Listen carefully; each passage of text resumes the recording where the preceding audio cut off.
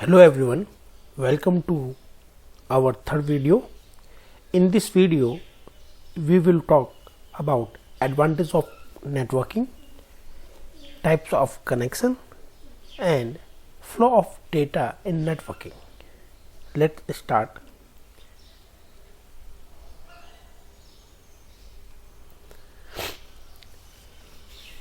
The advantage of networking.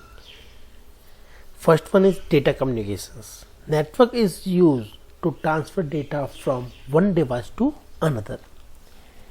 हमने previous video में भी देखा था कि जब दो कंप्यूटर आपस में कम्युनिकेट करते हैं तो डाटा एक कंप्यूटर से दूसरे कंप्यूटर तक जाता है. इसके लिए दोनों के बीच एक नेटवर्क का होना बेहद जरूरी है.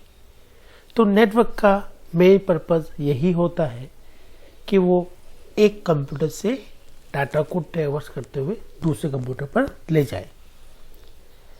अगर हम सेकंड एडवांटेज की बात करें वो है resource sharing.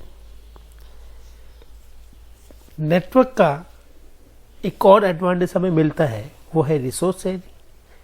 Resource can be printer, scanner, fax, antivirus, any kind of software और hardware. For example, in our lab, in our school lab, we have one CPU and 25 monitors.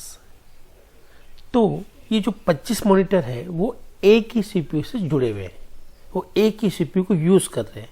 तो हम लोग कह सकते हैं कि 25 मॉनिटर एक CPU को, एक रिसोर्स को शेयर कर रहे हैं.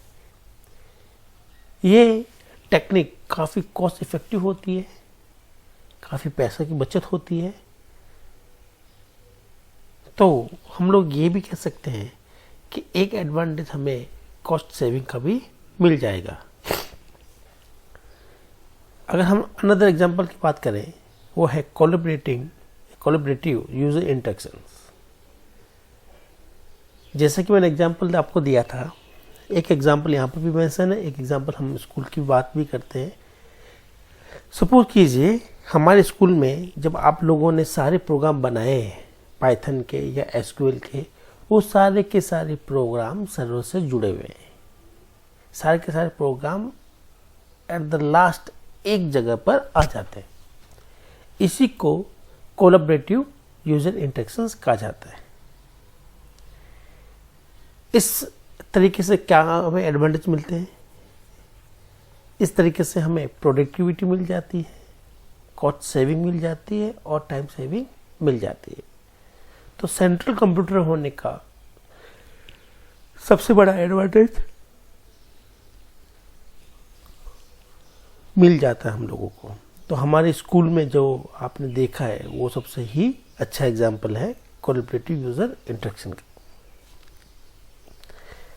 Then last is increased storage.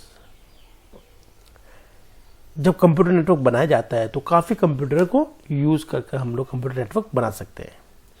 जब हम लोग कंप्यूटर नेटवर्क बनाते हैं तो सारे कंप्यूटर की स्टोरेज आपस में मिलकर एक बड़ी स्टोरेज का रूप ले लेती है. इसी वजह से हम लोग कहते हैं कि हमारी स्टोरेज बढ़ गई. जैसे कि आप लोग फेसबुक चलाते हैं, आपने फेसबुक पर फोटो अपलोड की, आप अपने कंप्यूटर पर अपलोड करके फेसबुक पर डालते हो, तो एनी हाउ एक कहीं ना कहीं नेटवर्क के अंदर आप फेसबुक की जो सर्वर है, वो जो स्पेस है, उसको आप यूज़ कर रहे हो. आप अपने कंप्यूटर की लोकल स्टोरेज तो यूज़ कर ही रहे हैं, साथ ही साथ फेसबुक के सर्वर की स्टोरेज भी यूज़ कर रहे हैं. इस तरह से हम लोग कह सकते हैं कि स्टोरेज का इंक्रीमेंट या स्टोरेज बढ़ जाती है. तो ये थे major advantage of networking. Now हम बात करेंगे टाइप्स ऑफ कनेक्शन की. जब भी नेटवर्क बनाए जाते हैं, जब भी इन कंप्यूटर को आपस में कनेक्ट किया जाता है तो कनेक्ट करने के लिए दो पॉसिबल कनेक्शन के टाइप अवेलेबल होते हैं. First one is point to point and another one is multi point connections. Multi-point connection is also called as multi-drop connections. शुरुआत करते हैं point to point connections. Point to point connections उस connection को कहा जाएगा जब एक लिंक दो डिवाइसेस के बीच होगा और कोई भी थर्ड डिवाइस उस लिंक को यूज नहीं करेगा। In point to point connections, a dedicated link between two devices and the entire capacity of link is reserved for transmission between those devices। कहने का मतलब है दो कंप्यूटर के बीच एक वायर है और वो वायर कोई और कंप्यूटर यूज नहीं कर सकता, केवल वो दो कंप्यूटर यूज कर सकते हैं। अनदर, और ये जो लिंक की हम लोग बात कर रहे हैं दो कंप्यूटर के बीच की, इट कैन बी वायर्ड और वायरलेस। फॉर एग्जांपल आपने डायग्राम में देखा है। अब हम लोग बात करते हैं मल्टी पॉइंट या मल्टी ड्रॉप कनेक्शन की। जब एक ही लिंक से दो या दो से अधिक डिवाइसेस कनेक्ट होती है तो इसको मल्टी पॉइंट या मल्टी ड्रॉप कनेक्शन कहा जाएगा। और हम ये भी कह सकते हैं द कैपेसिटी ऑफ जो लिंक है इज शेयरेबल। हाँ, ये पार्शियली भी हो सकती है और टेम्परेरी भी हो सकती है। तो एक ही लिंक को सब लोग शेयर कर रहे हैं। It is called multi point या मल्टी ड्रॉप कनेक्शंस। नाउ, जैसे ही हम कंप्यूटर नेटवर्क को डिजाइन करते हैं तो हम दोनों में से कोई एक कनेक्शन चूज कर सकते हैं, मल्टी पॉइंट या मल्टी पॉइंट या पॉइंट टू पॉइंट में से एक। जब हम लोग कनेक्शन बना लेते हैं then the important thing is data का फ्लो कैसा रहेगा। जब भी हम लोग बात करते हैं कि कंप्यूटर नेटवर्क एस्टेब्लिश हो चुका है तब हम बात करेंगे कि data flow, communications between two devices कैसा रहेगा, डेटा कहाँ से कहाँ तक जाएगा, कैसे जाएगा। तो इसके तीन पॉसिबल वेज है, simplex, half duplex and full duplex. Simplex method या सिंप्लेक्स मोड वो मोड है जो कि एक तरफा है, जिसमें एक डिवाइस हमेशा सेंडर रहेगी और अनदर डिवाइस हमेशा रिसीवर रहेगी और डाटा का फ्लो हमेशा सेंडर टू रिसीवर रहेगा। जैसे कि TV and TV remote. TV remote एक सेंडर है जो सिग्नल टीवी को भेजता है, तो ये हमेशा रिमोट टीवी को सिग्नल ही भेजता रहेगा। ऐसा कभी नहीं होगा कि टीवी से कोई सिग्नल निकल के रिमोट में वापस आएगा। तो ये एक वन डायरेक्शनल कम्युनिकेशन है। अनदर एग्जांपल हम लोग दे सकते हैं मॉनिटर और सीपीयू, कि सीपीयू से हमेशा इंफॉर्मेशन या डाटा फ्लो होकर मॉनिटर में जाएगी, मॉनिटर से वापस कभी नहीं आएगी।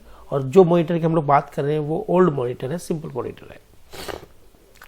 उसी तरह से अगर हम लोग कीबोर्ड और सीपीयू की आपस में बात कर रहे हैं तो कीबोर्ड से डाटा हमेशा सीपीयू के अंदर जाएगा, सीपीयू से कीबोर्ड की तरफ डाटा नहीं आएगा। तो ये एक सिंप्लेक्स मोड है कम्युनिकेशन का, जो कि हमें काफी जगह देखने को मिलता है। सेकेंड है हाफ डुप्लेक्स। हाफ डुप्लेक्स में दोनों डिवाइस सेंडर रिसीवर हो सकती है। Any device can send data और receive data but not at same time. दो डिवाइस है, डिवाइस ए और बी।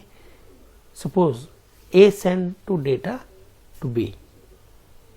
जब ए सेंडर बना हुआ है डिवाइस, ये डिवाइस सेंडर है, उस समय वो डाटा रिसीव नहीं कर सकता। या हम बात करें कि डिवाइस बी अगर रिसीवर है तो वो डाटा सेंड नहीं कर सकती, उससे रिसीवर रह सकती है। हाँ, किसी दूसरे समय, किसी another time device B can be a sender और device A can be a receiver. तो कोई भी डिवाइस सेंडर रिसीवर हो सकती है, लेकिन एक समय में एक ही बनेगा। जैसे for example walkie talkie best example है कि जब हम लोग बोलते हैं तब हम लोग लिसन नहीं कर सकते हैं, जब हम लोग लिसनिंग करते हैं तब हम लोग बोल नहीं सकते। तो ये वॉकी टॉकी का एग्जाम्पल है। Then full duplex mode. In full duplex, both devices can be send or receive data at a time, like telephone, internet. Telephone अगर हम बात करें तो दो डिवाइस आपस में एक दूसरे से डेटा ले भी सकता है, दे भी सकता है उसी समय। जैसे हम इंटरनेट की बात करते हैं तो अपलोडिंग डाउनलोडिंग एक साथ में दिखाई जाती है, एक साथ में होती है। तो ये थे हमारे 3 मोड के कनेक्शन बनने के बाद किस तरह से डेटा का फ्लो होगा। नेक्स्ट वीडियो में हम लोग ये देखेंगे कि हमारे पास जो मीडियम है, जो लिंक है, वो क्या क्या पॉसिबल हो सकते हैं। नाउ अगर आपको कोई डाउट और कोई भी क्वेश्चन है तो आप मुझे व्हाट्सएप पर पूछ सकते हैं। Thank you.